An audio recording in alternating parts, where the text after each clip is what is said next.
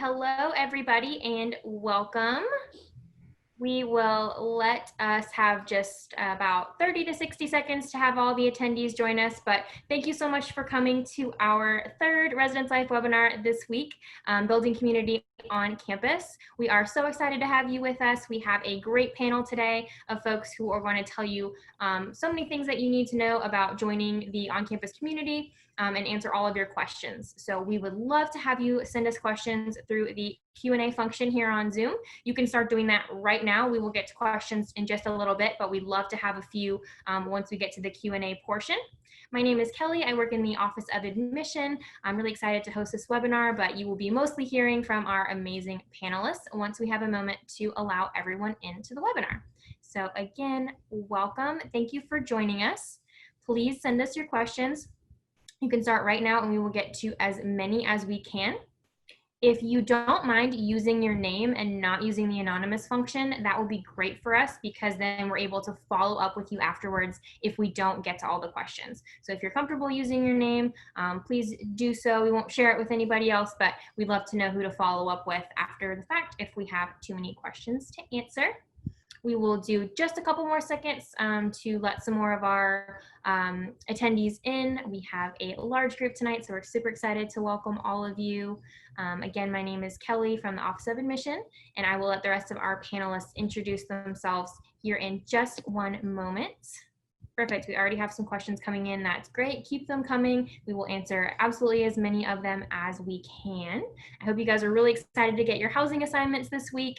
We're really excited to welcome you, and we're definitely happy to answer any questions that you may have. Quick plug before we get started. We're having a really fun Ask an Ambassador / Ask an RA event this Friday. You can register in Moodle. You'll be able to chat with some amazing RAs, student ambassadors, and community advisors all about the different dorm buildings and all kinds of stuff. So you'll be able to be specifically with people from your building and meet other students that are incoming as well.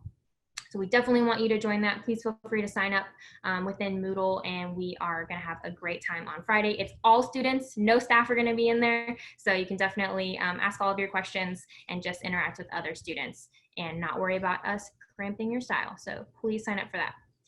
All right. So we have got a good number of attendees in here. I'm going to go ahead and let our amazing panelists introduce themselves, and then we will get into the content. Again, continue sending us your questions, and we will get to them here shortly. Hi, my name is Amy Palder. I am the Associate Dean of Students. Most students call me DP because I am both a Dean Palder and I am a Dr. Palder because I teach sociology and women and gender studies. I oversee anything that the Dean of Students doesn't want to. So primarily I am responsible for residence life. I oversee student involvement. I am the Chief Conduct Officer, and I do a myriad of other things with students as well. I am the SGA advisor and work with a lot of student organizations personally. So that's the overarching part of my job. But basically I just like to be a fun place where students can come and visit me. I am a Minion fanatic, and my entire office is decorated in Minions. Don't judge. Hey everybody, I'm Blake Petty, Director of Residence Life. Part of my job is giving all of you the wonderful housing assignments that you got this week. I also oversee all of our RAs and the residence halls and oversee all the conduct in those residence halls. I also oversee some of our Greek pieces. And then another part of my job is I oversee our commuters and kind of commuter programming. And you'll hear more about all that kind of stuff later. Good evening, everyone. My name is Natasha Bird. I am Associate Director of Residence Life.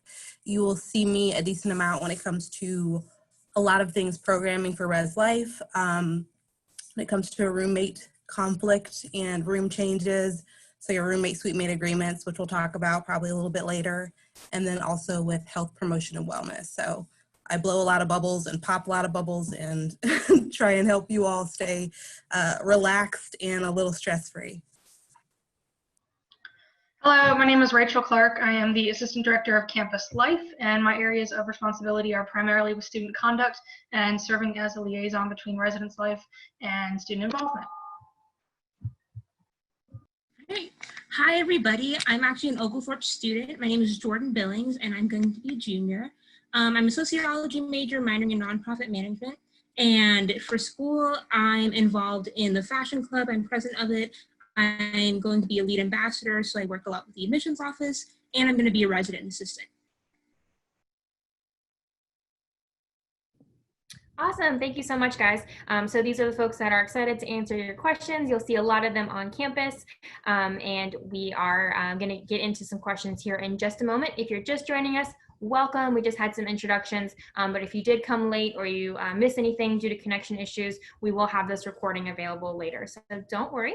I'm going to pass it back over to our staff to give you a little bit of more information about things they think you should know right now, and then we will get into your questions.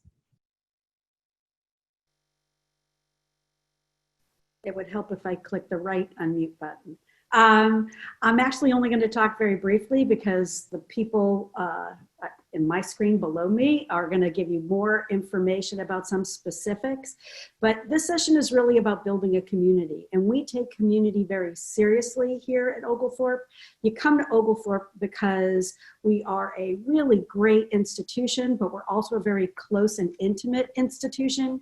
So everyone gets to know everyone. So what I'm really proud about, and I've worked at large institutions and small institutions, is that there is literally something for everyone to do. And we have activities for those that want to be super involved. We have great places and spaces for our introverts. And for those that don't know how to navigate, we have teams of people who can help you figure out what you want to do. So many people come to university thinking they know exactly what they want to do. The beauty is there's so much more than you can imagine, and we have such great ambassadors. Jordan is a perfect example, who can expose you to things that you might not otherwise have been aware of. We're not going to talk a lot about student involvement, but I think at last count, we had about 80 student organizations. Our SGA is very active on campus. 100% of the student activities fees go to our student government. So clubs ask for monies, and those monies can sponsor events that students want. We are overwhelmingly student-centric because we're small, we're overwhelmingly flexible. And if there isn't something that you want to do on campus, we have an awesome infrastructure to help you create it. So we like to think we have lots for you to do. We also like to think we're super adaptable. So you're only limited by your own imagination. So with that, I will turn it over to Blake. Thanks, Team P. So I want to talk a little bit about kind of our overall residence life department, kind of what we do and stuff like that. So there's a little over 800 residents on campus going into the fall. We have 8 residence halls. There is 6 Greek houses on campus. Those 6 Greek houses are for upper class students. We have 4 live-on professional staff, of which Natasha is one.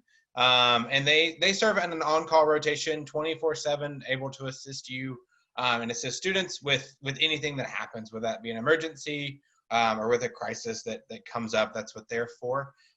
We have 6 community advisors. Our community advisors are kind of like a head resident. They oversee the RAs, which are our resident assistants, and oversee kind of an area or a building and all the residents in those areas. There's 24 RAs. Jordan is one of them. Those 24 RAs live on your floor, interact with you, and are there just as a resource for you. So they're there for anything and everything related to residence life, related to academics, related to Compass, scheduling your courses, anything like that. That's what your RA is there for.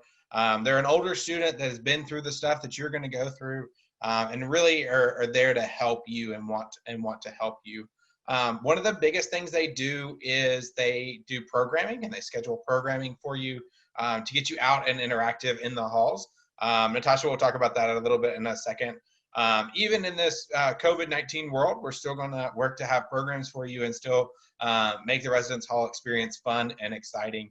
And we're really looking forward to that. So that's kind of a general overview of our residence life department. Obviously, as you know, all the freshman students get kind of placed in the same residence halls, so you can build that community with other freshmen that are going through the same things as you. So, right, I think the big time whenever registration happens, and in the fall, where a lot of our RAs host a registration event where you get to get with everybody else and learn how to register and register for your courses all together. So it's something where you might all be separated by a different building, but you're all kind of going through the same stuff. So that's kind of an overarching thing of what our department does. But I'll let Natasha talk about some more of the programming things and other things she does. As far as Res Life programming, RAs have a decent amount to do. So again, they're kind of structured as architects for community building. They get to create this environment to support you all so that you all get to know each other individually within your suite, on the floor, and then, like Blake said, the whole building and this entire campus. So we have large area programs, we have floor programs that are happening every single month. And they can be small scale. Some of it's like candy and different things. Some people, Taylor yesterday mentioned they do some first day programming where they'll give coffee and donuts. So they're kind of considering different times of the year too, homesickness and different kind of themes, but things that kind of are recurring for students as they're beginning their journey and developing. So those are always interesting and continue to happen throughout the semester. And those are easy and kind of low stakes programming. So I think we'll continue to talk about these opportunities where you get to just kind of show up and you can choose how much you want to participate.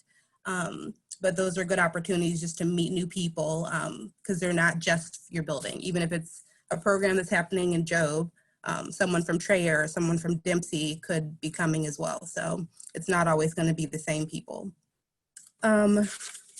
Some other things I think to consider, it's not program specific. I think I saw a question though that mentioned things to ask roommates. So the roommate suite agreement is a document that you all will be going over the first couple of weeks when you arrive.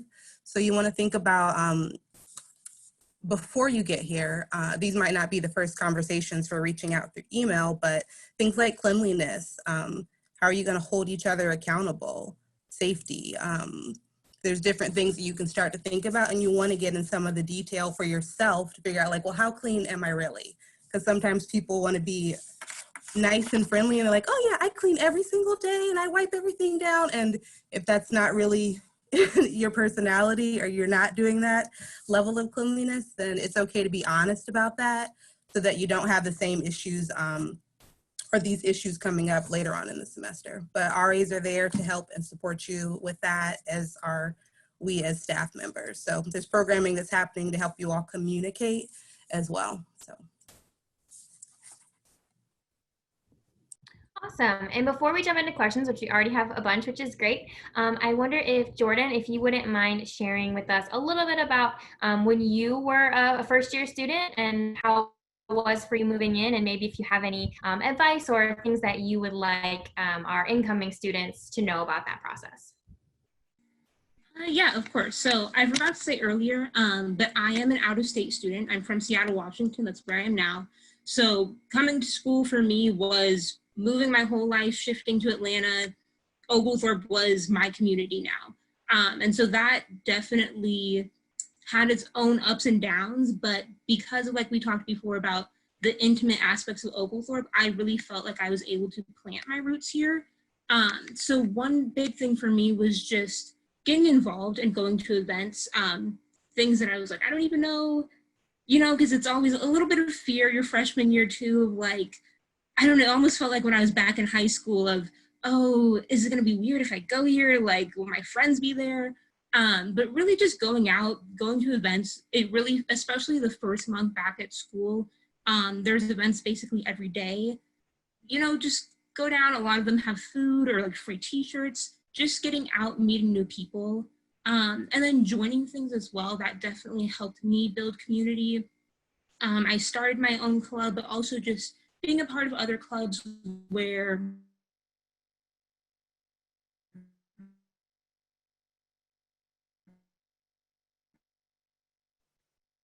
She's giving good thought to all her other clubs. So she'll be back in 1 second.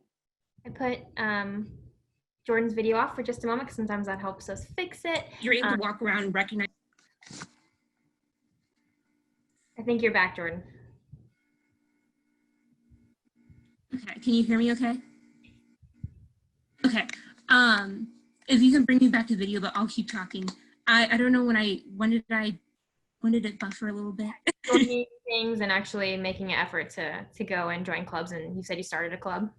Yeah, I started a club, but really just going, kind of testing the waters, things that you may not have had a passion in before, or may not know if it's something you're super interested in. College is such a time to test out your ideas, find new interests, meet new people.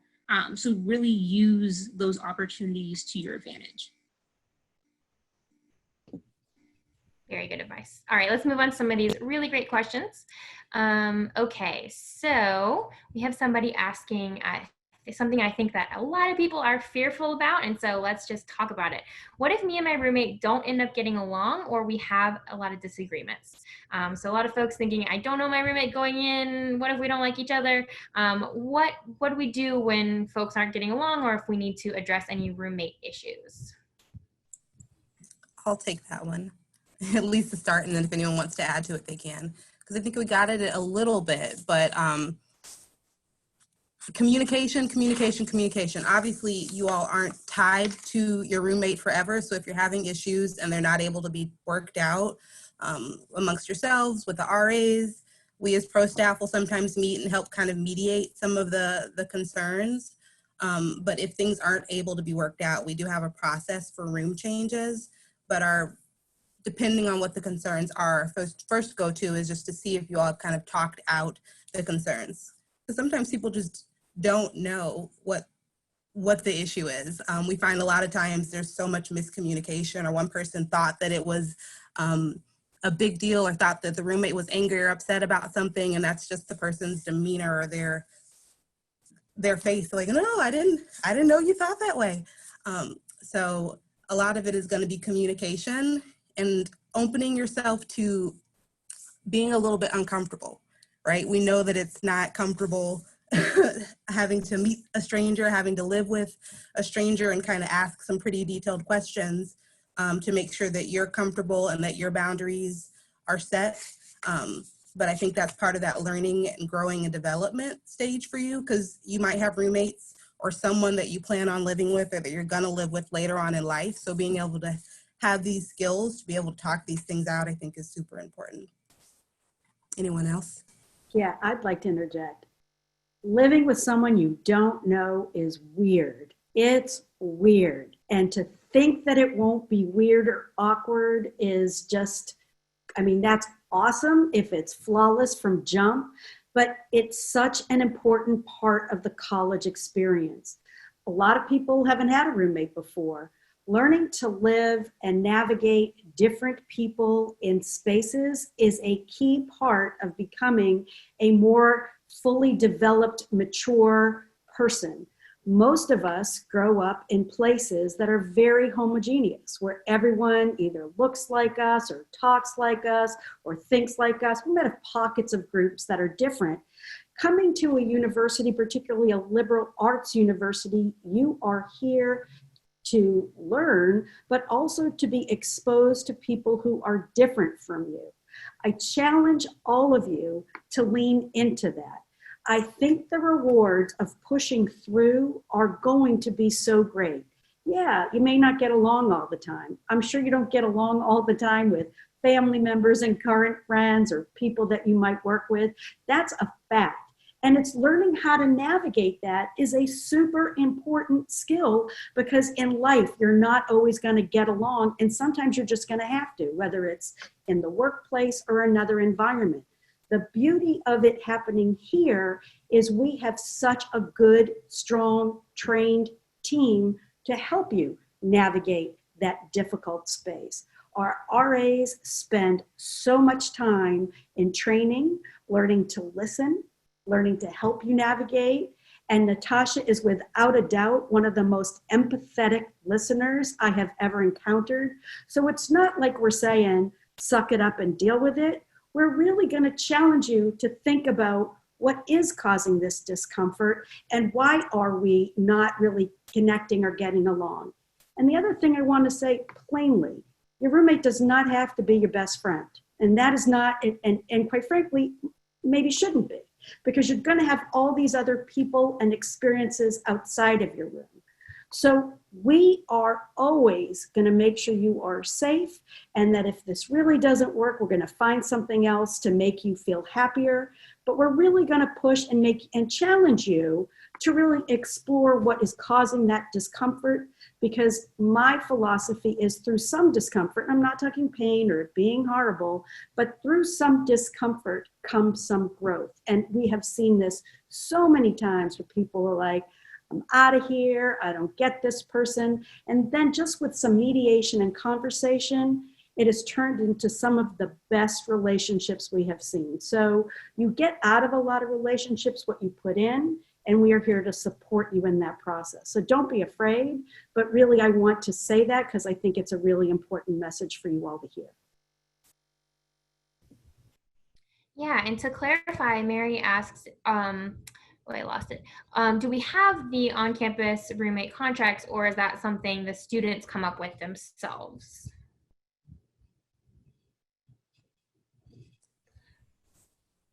Yes, there is a roommate contract that you fill out. I think Natasha alluded to it a second ago. But when you first arrive on campus, like within the first 2 days, you're going to get a roommate contract that you and your roommates and your suite mates are all going to sit down and you're going to fill out. And it covers everything. And I mean everything. It covers what time you go to sleep, what time you wake up, what temperature do you want the room in, how often are we going to clean, who's taking out the trash on Monday, Wednesday, and Friday versus Tuesday and Thursday. Like it's going to be as detailed as possible. So if these things come up or if there's issues, you can go back to that contract and say, hey, like this is what we agreed to. Let's try to stick to it. Or do we need to change it? Did stuff change?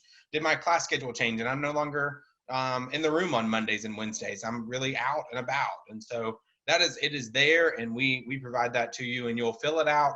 You'll work with your RA to fill it out. We'll read over it, and then we'll give it back to you to continue to be a living, breathing document for your room and suite. Perfect. Okay, so another question. What are some essentials the freshman class should have? So I know there is a list of things you can count on the website, but we're talking essentials. What should we be sure that folks are? Kelly, you broke up just a little bit, but you came back in. The question was, what do we bring? There's two things I'll say. One, there is a really big comprehensive list on our website. And I think Kelly might put it in the chat here in a second, so you have a link to it.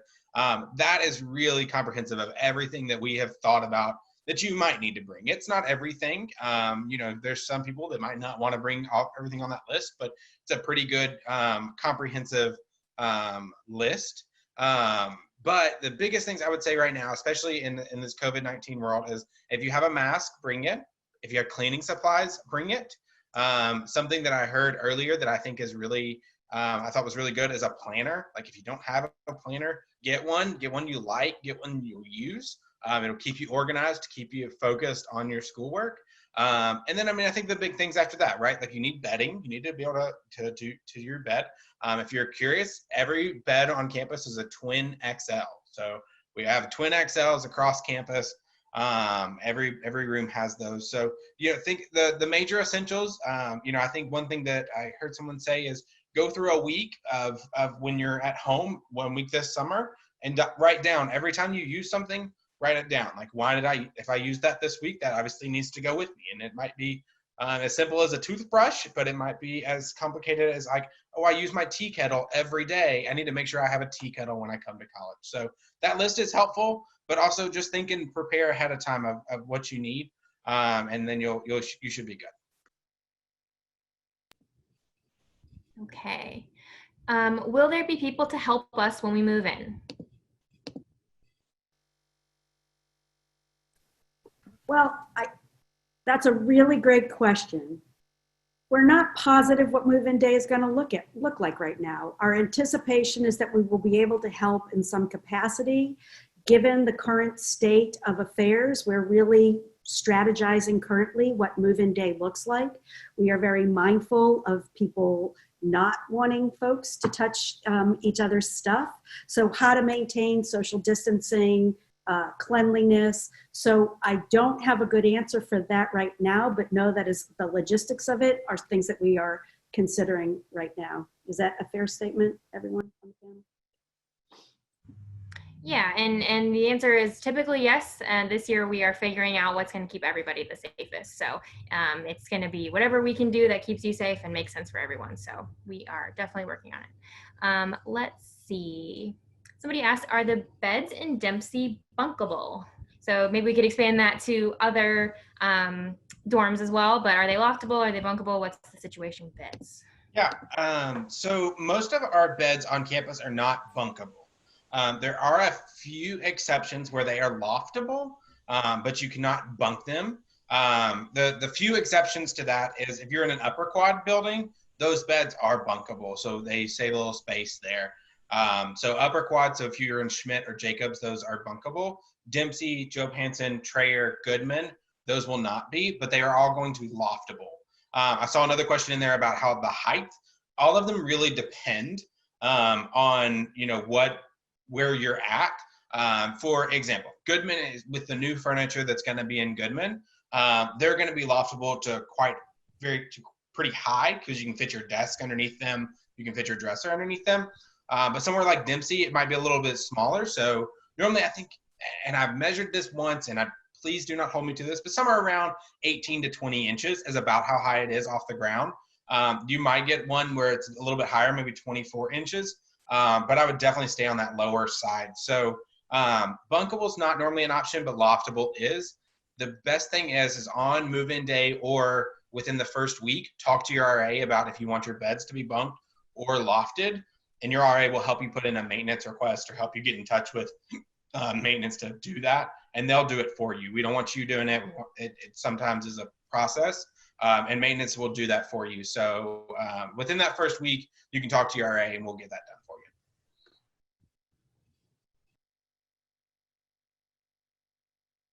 You just went back on mute. There you go. Am I here? Okay.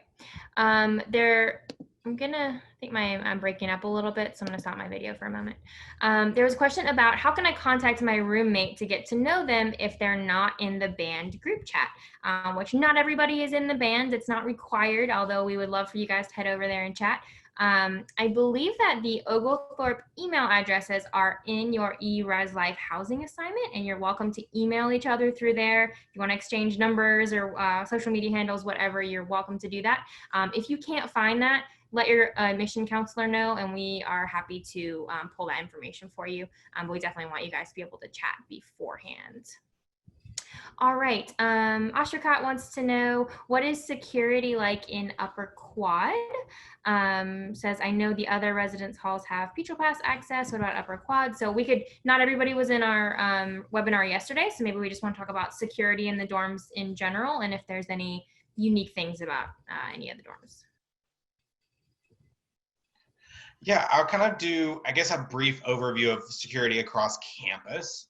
So let's start at the front gate. The front gate is open from 7 a.m. to 9:30 p.m. People can come and go as they please. Both guests, visitors, students, staff, everybody can come and go. It is monitored by our G4S, which is our campus security. There's 2 officers on site at all times. Plus we have a director of campus safety, Dwayne Smalls, who you'll hear about later on. But that's kind of the front gate. After 9:30, the gate closes. If you have your Petro Pass, you can come in and out as you please. But after 9:30, any guests must be registered. So if they're coming to visit the student has to call ahead of time and let them in. As far as the residence halls, each one is kind of a little bit different. For the most part, if you, the exterior of the buildings require Petro Pass access. So Dempsey, Job, Trayer, Goodman, those all require a Petro Pass access to get into your door. After that, you have a key, a physical key that will get you into your suite, but will also get you into your bedroom. So there's those layers of security there. For the upper quad, it's those last 2. You have a physical key that locks your outside door, and then you also have that physical key that locks your bedroom door. So that 2 layers of security to get into your bedroom. If you're on the 3rd floors, it's another 3rd layer. There's a door to the outside that gets to the stairwell, and then you have doors to your room, doors to your bedrooms as well. So we take that stuff very, very serious. PTRO passes, keys, stuff like that. If they're lost, we report them. We get you a new one, and we make sure that you're safe in those kinds of things. Awesome. So we have a question, maybe I guess anybody can answer this, about how you would go about starting your own club. So if a student wants to start a club, how does that work?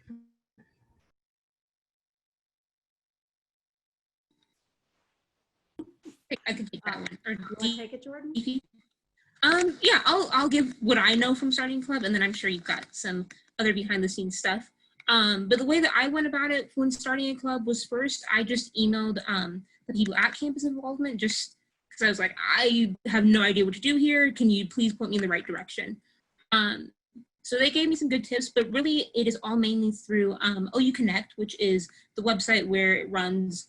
You'll see like all the clubs listed there, a ton of forms for SGA, events are listed there, kind of just all student activity type of things. And you'll have to do a little bit of paperwork behind it of, writing constitution, bylaws, submitting all that through OU Connect. And then once you are approved as a club, then you can kind of get things up and running. And depending on what type of club you have, if you need money for events or things like that, you have to get your budget submitted and approved by SGA.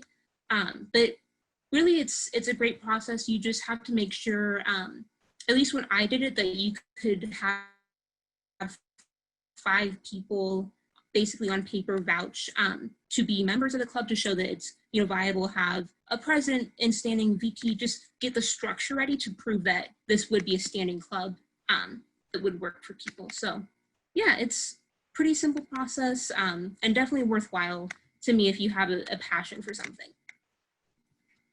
You crushed it. I think you did a great job, but you are allowed to stay on the panel. That's pretty much it. If you get stuck, first step, you go to Student Commons, you talk to someone in Student Involvement. We have 2 people in the office. They're not able to join us today, LaRon Burge and Chantel Jones. But you can just say, here's my interest, and they will happily help you set up the whole process. And as Jordan already said perfectly, most everything is on OU Connect. Clubs are run by SGA. Our office is to assist student organizations to get up and running and help do planning. We do whatever we can to support them, but there really is a whole process with all the forms. If you want to look at SGA on OU Connect, there's a lot, their constitution and bylaws of what are the requirements are all listed there. But it sounds like a lot of paperwork. It is really easy, and you're assisted throughout the whole process. So I echo Jordan, if you have an interest, do it, and we will help you get it done. Perfect. So let's have some go-getters start some clubs next year. That'd be awesome. All right. When does SGA normally do recruitment? I'd love to be a freshman representative. The student would be a great representative. I know that. Well, then we would love to have you as a representative. I think, I'm not sure when freshman elections are happening this fall, since we pushed a week. I think it's typically in somewhat, Jordan, do you know, or does it, I want to say it's in the 6th week of school or around there, but I can't swear to the date. SGA, what they will do is they will send a push announcement to all of the community and invite anyone interested in running. They will tell you the process. They will hold a forum to explain what to do, what the positions are. You are always invited to attend an SGA meeting, which occurs every Thursday at 6 o'clock. And that's a good way to show you're really interested. And the parliamentarian will walk you through what the campaign process is.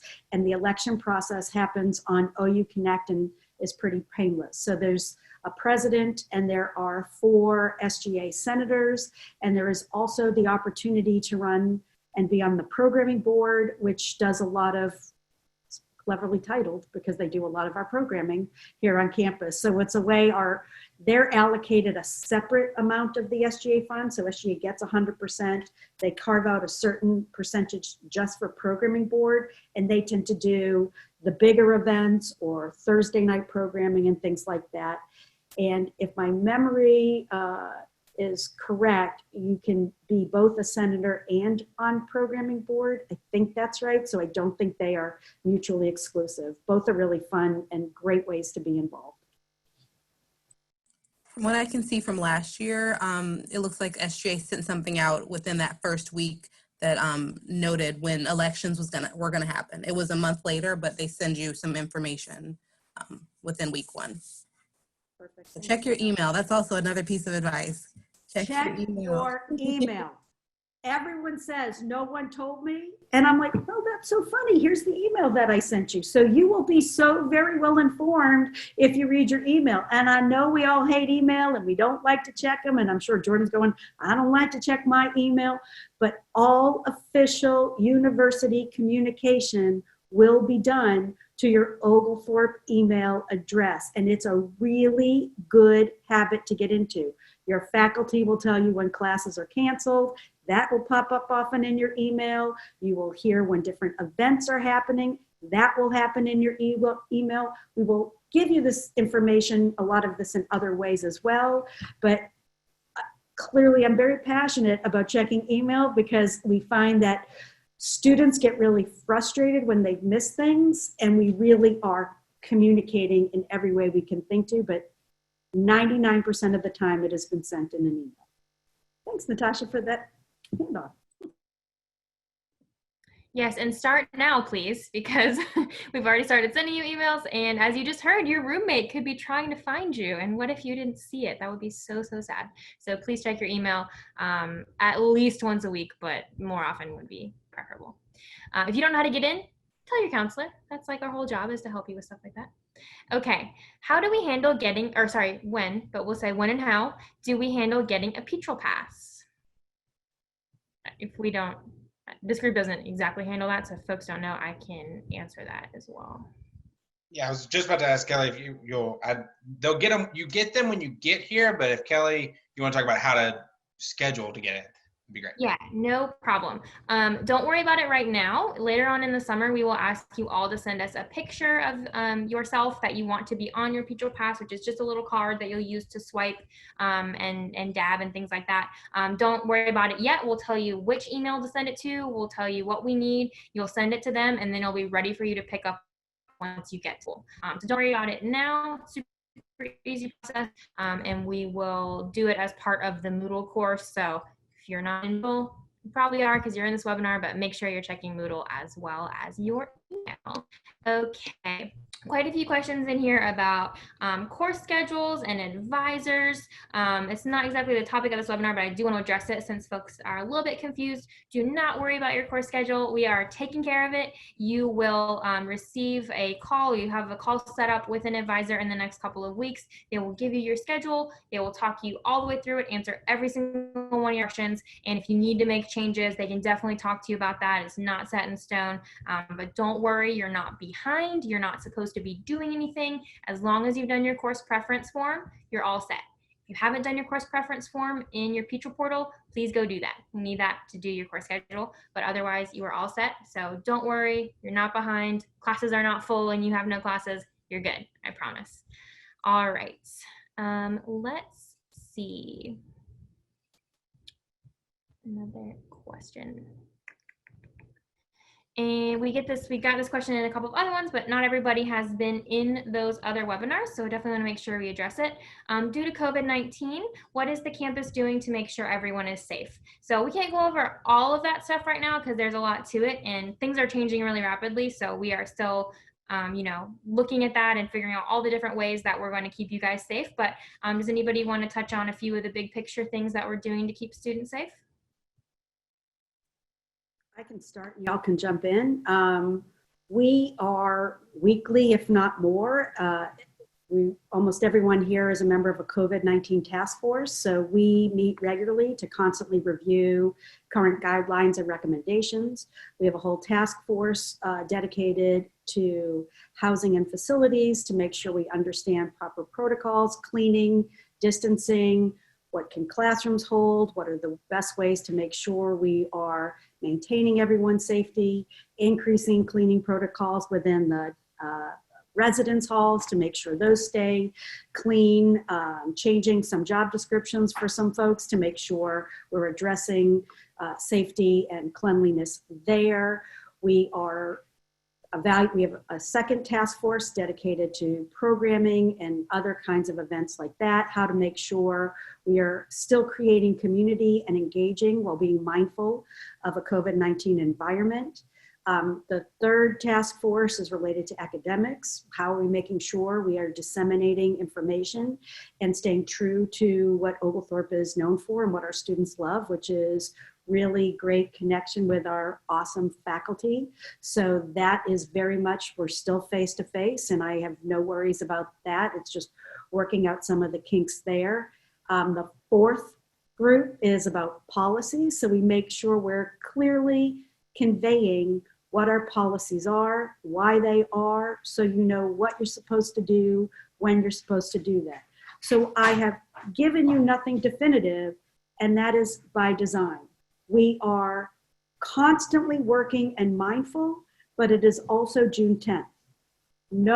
I would be remiss if I said I could tell you exactly what campus will look like on September 4th, but what I will tell you plainly and transparently is I have every confidence that we are doing everything to make sure you are safe. Our number one concern is safety and that you feel safe. So we are very mindful of everything we do and how anything we plan might be impacted by a COVID-19 situation.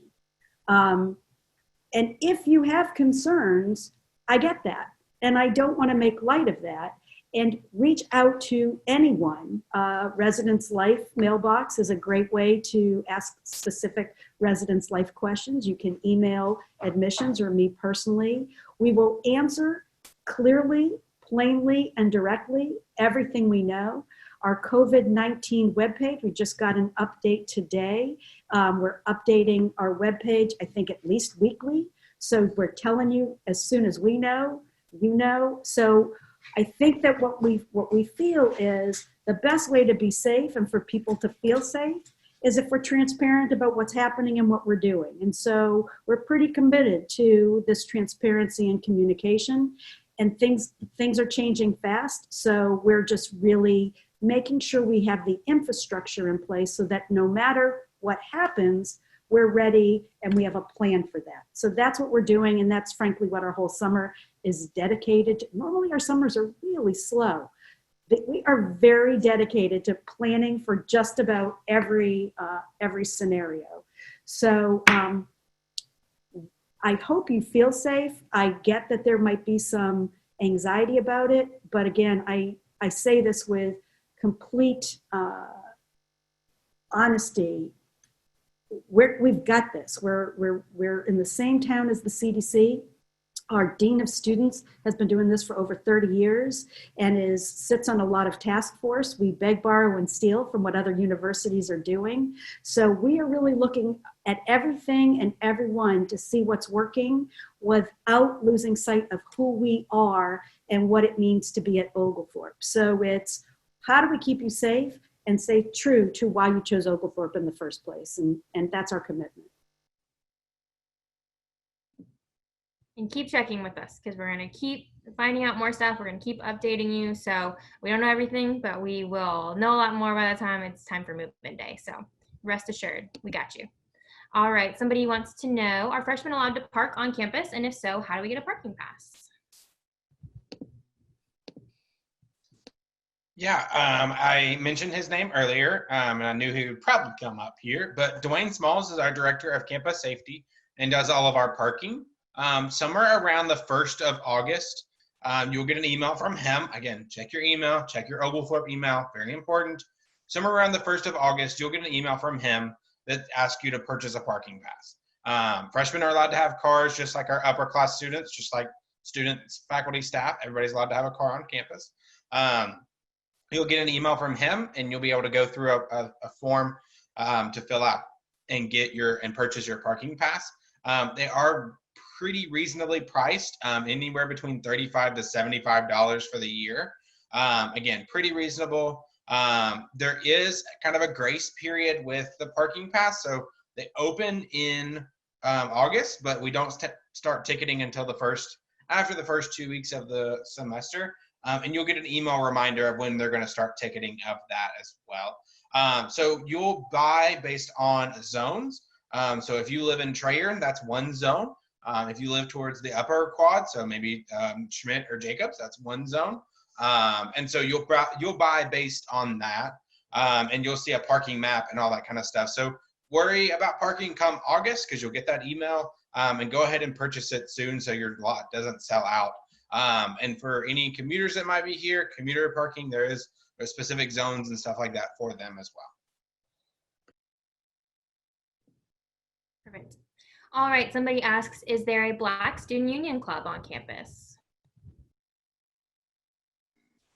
So I'll say there is Black Student Caucus. I am a member.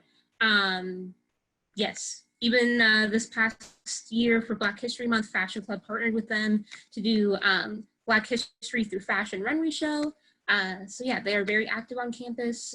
They also have an Instagram page if you want to follow them. But again, OU Connect, you can look at all of our available clubs through that too. Perfect. All right. Could someone explain the difference between a single and double room layouts? Does having a double room mean you will be sleeping in the same room as someone else? Okay, there's the mute button. Okay, so the difference between a single and double, it does kind of depend on where you are and kind of what the layout would look like. For example, let's do Joe Hansen. If you're in Joe Hansen, it's set out where there's 4 single rooms on each side, and then there's a bathroom on one side, bathroom on the other, common space in the middle. So for that, you have your own bedroom. You will be, you don't share a bedroom with anybody else. And that's the case for if you're on the 3rd floor of Schmidt or Jacobs and you have a single, you will have your own bedroom that will lock, and you won't be sharing a space. If you have a double, so Trayer, Dempsey, Schmidt, Goodman, any of those are set up with a double where you will be sleeping in the same room as somebody else, and sharing that space with them. The bathroom is definitely different in every space. In Goodman Hall, there's a community style bathroom on the floor, one on each wing, for 2 separate genders. But in Dempsey or Trayer or the Schmidt building, that bathroom is in suite. So all 4 of you that are sharing that space will share that bathroom. So for the most part, if you have a single, you will have your own bedroom. It will just kind of depend on where you are, whether or not you share common space or not. But if you have a double, you will be sharing that bedroom space with somebody else. Cool. And if you have questions about the specific layout of the building you've been assigned to or the floor you've been assigned to, there's a lot of information on the website, or you can ask us and we'll definitely explain in more detail what your typical rooms in your building will look like. Here's a question I like. What are some of the eateries that you guys recommend around campus? Where do people like to eat in Brookhaven and nearby? Everywhere, eat all the food. No, my goal for last semester was to try and make sure that I ate at every restaurant in town, Brookhaven. So we have this kind of walkable space. There's a Costco, a Marshall's, like a home decor space, but Lucky's is one of the first places that I got to eat at. They've got some really good burgers and tater tots, onion rings. I'm not a foodie, but I'm just hungry, I think. There's about, 12 or 15 restaurants in that space. So that's a favorite. Hobnob is a good one over there. What's the, what is that? The Irish pub. Old Blind Dog. Old Blind Dog, yeah. I think that they have actually really good wings, like a Thai chili wing that's delicious and surprising, because I was like, oh, I wouldn't have expected wings to be the really good item here. But those are kind of staples that are walkable and easy to order, and they're really fast as well through Grubhub, and that's just me. I'll let everyone else share. I could talk about food forever. I think Natasha talked about Town Brookhaven. Man, it's got everything. I mean, it's got a sushi place. It's got an oyster place. It has the few that she mentioned. Lucky's is one of my favorites. I love it. Right down the road, though, past that, there's a Mellow Mushroom that I think a lot of our students will eat out a lot. And then just a mile or two from campus is Buford Highway. If you're not familiar with Buford Highway, Google it. Buford Highway of Atlanta. It has everything on it. And it has some of the best authentic food that you'll get anywhere. And so it's a really, really great place to explore different cuisines and different cultures. And so I think that's a great place to, Town Brookhaven's a great place to start, and that's a great place to kind of to venture out if you're feeling of interest. One really good thing about being in Atlanta and being in Brookhaven is I am a vegetarian. There is no shortage of really good food for every dietary need. So it's not just if you eat meat, we've got lots of restaurants. We had someone who halal was the, I mean, we can accommodate, our restaurants nearby can accommodate any diet. And just ask Blake, because for Res Life training, one of his jobs is to feed them. And everyone has a preference, and he's a master at where to get absolutely any kind of food that you might need. So know that that's never going to be a problem on this campus. Yes, and there's also ice cream and frozen yogurt in Town Brookhaven. And if you are like me and have a big sweet tooth, it's very good to have that close by. All right, we just have we only have time for a couple more questions. If we didn't get to yours and you gave us your name, we'll definitely follow up, so don't worry. Let's see, are there any places that are good for de-stressing on or near campus? Maybe this is a Natasha question. I guess it depends on what your idea of de-stressing is. For on campus, for sure. So I like birding, and we have a couple of faculty members that have posted up a lot of bird feeders. And there's also a class, I think, where they specifically go and look out and they have binoculars and stuff. So if that's a form of de-stressing for you, then there's that. There's also nooks and crannies in different buildings. From our department, from the health promotion and wellness standpoint, we have a stress-free zone. So it's like a bookcase. It's a place and a thing, a bookcase with a lot of stress-free items, bubbles, bubble wrap, coloring pages, kinetic sand, stress balls, journals, all that kind of stuff. And then a lot of that gets moved, and we do pop-up events every Wednesday. So we have Wellness Wednesdays, Mindful Mondays. I know counseling services will be doing a lot more meditation and mindfulness and kind of these pop-up 15-minute sessions going into the fall semester. So some of it might look different just as we kind of figure out the virtual hybrid and making sure that everyone is safe, right? So that you're not passing around a stress ball. But yes, there's pianos in the TLCC, and some students will play that, and other people will like just be listening and go tell the person that sounds good. So also the game room is, I'm not sure what that looks like. So some of this is what does that look like in the fall and how do you get to utilize the space? But there are definitely places on campus for you to de-stress. And I think a good thing to think about is what is de-stressing to you? Because that might be outside time, it might be inside, it might be a thing that you have, a fidget spinner or something that you hold. But there are definitely opportunities on campus. And then in Town Brookhaven, there are like massage places. There's a kind of beauty salon. Nails, there's a nail spot over there. So depending on what you're looking for, yes. Jordan, if you have any additions as a student, feel free to add. You basically covered everything. That was really great. I'll say also too, the gym, again, who knows how that's going to look like in the fall, but I know exercise can be a good way for some people to like relieve stress. We do have an on-campus gym. Again, I'm not sure what those facilities will be like in the fall, but there's also LA Fitness in Town Brookhaven. I'm glad you brought up the gym. We've been having a lot of those conversations, and I think that the gym will still be there and functioning, but I think that its health promotion and wellness will partner with some of these kind of because Natasha does a lot of yoga and those things. So we'll just imagine where those spaces can be and how to have both physical, mental, and spiritual places to de-stress, reconnect with self. Yeah, and I will give Natasha's area a plug. She built it out of nothing, and it is now, her events are some of the most popular and most attended events on campus. She brings Paws for Paws, and we have dogs come to campus, and I have four, I was going to say four-legged dogs, but one only has three. And we all bring our different animals to campus, and our students really love just hanging out with the dogs. So again, much like I said about a club, if there is something that you think would contribute to wellness or de-stressing, Natasha's probably going to be your best go-to person. And if you've got an idea, we will do our best to try to make those things happen. I just like to sit on the quad too sometimes when I'm stressed because it's beautiful and very peaceful. All right, maybe this is a good question for Jordan to weigh in on. What are your favorite activities to do around the school for fun? Any suggestions? So are there, what Atlanta things do you like to get into for fun?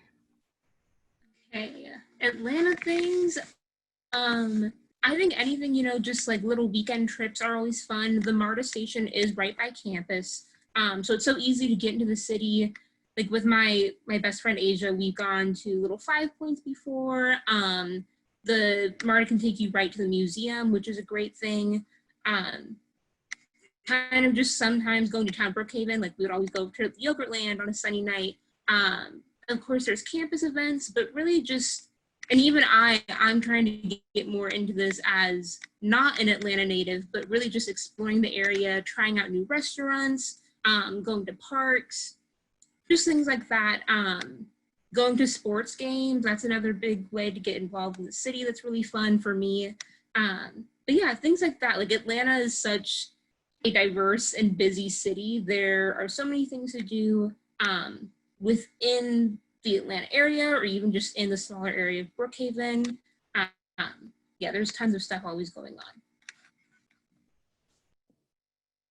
Yes, you could live here for 15 years like I have and still not have done a ton of the things that are available. So there is a lot to do, and we will try to immerse you in as much of that as possible. All right, we are just about out of time. We still have questions we didn't get to, and I'm so sorry, but we will definitely follow up. If you still have questions or you want to get your question answered faster, please email us, call us. Well, don't call us, email us, text your counselor. You can set up a call with us if you want to talk on the phone. We are super available. If you don't know who your counselor is or who to talk to, just reply back to the emails you've gotten from us, and then we'll get to the person who you chat with. We are also happy to connect you with Residence Life if you would like to ask specific questions that we may not have the answer to. But before we go, I thought we might let everyone have just a quick second to offer a piece of advice to our new Petrels.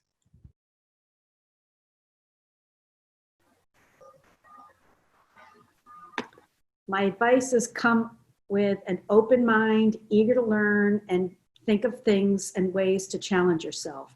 Do things you enjoy, but at least try one thing you've never tried before. Coming to a university is a place to explore and discover and take advantage of that opportunity. We have such a beautiful, magical place with so many things to offer. Utilize the resources that we've articulated, talk to students like Jordan who have navigated their way, but really open your mind to all that you are being exposed to and really celebrate this great gift that you are being given. Not everyone gets these kind of experiences and exposures, and really take advantage of that experience. We hope everyone is always happy at Oglethorpe. Sometimes that isn't always the case, but we believe we are a home and we are a place where anyone that comes wanting to be here and open to experiences will find a place where they will be happy, they will thrive, and they will graduate maybe a little bit different than when they entered, but with a more robust, well-rounded sense of self and also a sense of other people around them. And we can't wait for you to get here. Going off of that, I would probably say that you are going to get the opportunity to see and do and experience things that you've not ever had the opportunity to, and that outside of the university walls, you might not have the opportunity to do again. So take advantage of those things, take it all in, experience everything you can, and enjoy the moments. Mine is, and I think this is my mantra for the whole summer. We're bummed that we cannot be face to face with you and can't be doing all the summer orientation things that we would want to do, where you can ask all these questions in a face to face setting. But that doesn't mean we're not accessible to you. So reach out often and early and ask questions. We're here for that. And I think I said this on Tuesday. We're itching for it, right? Like we have missed students. That's our reason we're in this profession, is we want to help you grow and learn and be the best person you can be. But if you have questions about your dorm or about your room specifically, just reach out and we'll do the best we can to answer. Know that there's a lot of things that are coming up and that we're going to try to prepare you as best as possible. We might not have answered it today, but I can bet you're going to get the answer before you get here in the fall. So trust that process. But also, if you have something you really need to know, just reach out to us. We're always here and always available for that. Mine is the same as yesterday. I think be comfortable with the uncomfortable. Kind of learn to live in some of the awkward. And it goes off of Blake's, right? Reach out. If you don't know something, the worst thing, one of the RAs yesterday said it well. If you reach out to the wrong person, that person's probably going to be able to direct you to the right person or the right resource. And you can always add to your tool belt. So even though some things are going to be new, the ability to kind of stretch a little bit is going to be pretty awesome. So get comfortable with the uncomfortable to a certain degree. Yeah, and to kind of go along with reaching out to people, build relationships with your professors and with staff, because the Oglethorpe community is so much more than the people just living in your building and other students. I love being in the admissions office. I love coming to Student Commons. I've been to Natasha's office before with my friend Asia just to kind of hang out and say hi. So there's so many people here for you other than just students going through it. There's older people with knowledge who have been working on this campus for years, and they're here to help you as well. Yes, and I want to just say, get pumped. I know it can be kind of sad and it's a bummer to keep hearing like, we don't know what it's going to look like in the fall, but I can guarantee you it's going to be so much fun. And no matter what, you're going to be with us for like 4 years, right? Not just, a semester or two. So things are going to be amazing. We're going to make it a lot of fun. We're going to let you learn so many things. We're going to let you meet so many people. And no matter what, it's going to be incredible and things are going to get better and better and better. So we're really excited to see you soon. Keep asking questions. This is just one of many opportunities to talk with us. So please reach out if you have any other questions. My email, if you want it, I'll put it in the chat here real quick. You are welcome to email me if you don't know who else to email, and I will put you in the right direction. So here is my email, and I'm like really important, so you should probably always email me for everything. All right, guys, we are so happy you were with us. We will send out the recording. We'll make the recording available on Moodle. So if you want to rewatch or you want to show your parents or anything, it will be there for you. We hope you have an amazing rest of your day and rest of your week. And we will see you soon. Bye, guys.